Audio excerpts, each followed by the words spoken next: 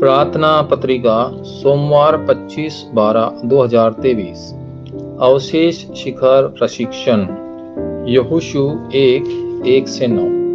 क्या मैंने तुमको आदेश नहीं दिया है?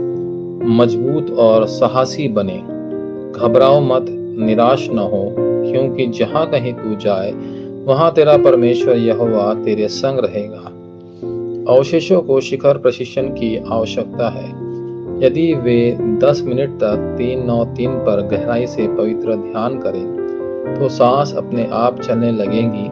ऐसा करने पर निर्धारित पवित्र ध्यान आसान हो जाएगा और प्रार्थना 24 होंगी। इसके कोई फर्क नहीं पड़ता कि अवशेष किस स्थिति का सामना करते हैं, उत्तर सामने आएंगे। जैसे जैसे वे ताकत हासिल करेंगे उनका व्यवसाय शुरू हो जाएगा।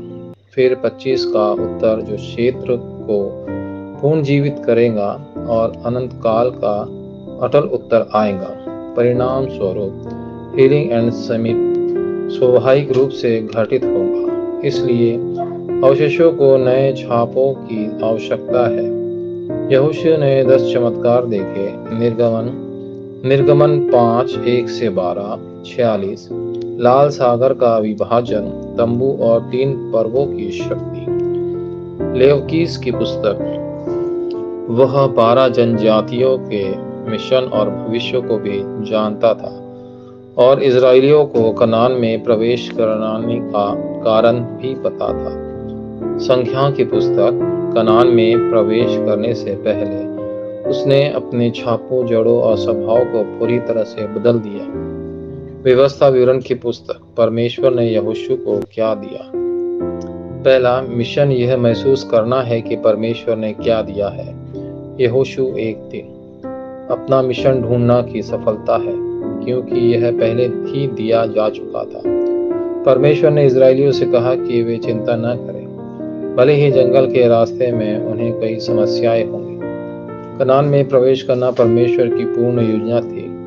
इसके अलावा जब समस्या आई तो उसने फिर से वाचा की बात की। यहोशू 1:5। दूसरा, अवशेषों की पहचान ईश्वर का उनके साथ होना है। मजबूत और साहसी बने, तुम अपने पूर्वजों से वाचा दी की गई भूमि पर कब्जा करोगे। यहोशू 1:6। भले ही आप जिस रास्ते पर चल रहे हैं वह खतरनाक लग सकता है, अगर आप वाचा पर कायम है और डगमगाते नहीं हैं तो रास्ते और दरवाजे आपके लिए खुल जाएंगे। यहोशू 1:7। डरो मत, निराश मत हो, क्योंकि जहाँ कहीं तू जाएगा वहाँ तेरा परमेश्वर यहोवा तेरे संग रहेगा। यहोशू 1:9। एक अवशेष के रूप में यह वह पहचान है जिसे आपको बनाए रखनी चाहिए। तीसरा, वे गवाह जो भविष्य को थामे हुए हैं, जहाँ परमेश्वर उनके साथ होंगे। इजरायलियों ने वाचा के संदूक का अनुसरण किया और जॉर्डन नदी के पार किया। यहोशू 3:1-13। 6 दिनों की चुप्पी के बाद इजरायली शहर के चारों ओर घूमे और यरीको की दीवार गिर गई। यहोशू 6:1-20। उन रास्तों पर जहां अवशेष चलते हैं परमेश्वर अभूतपूर्व और कभी ना दोहराए गए उत्तर देंगे। यहोशू 10:10-14।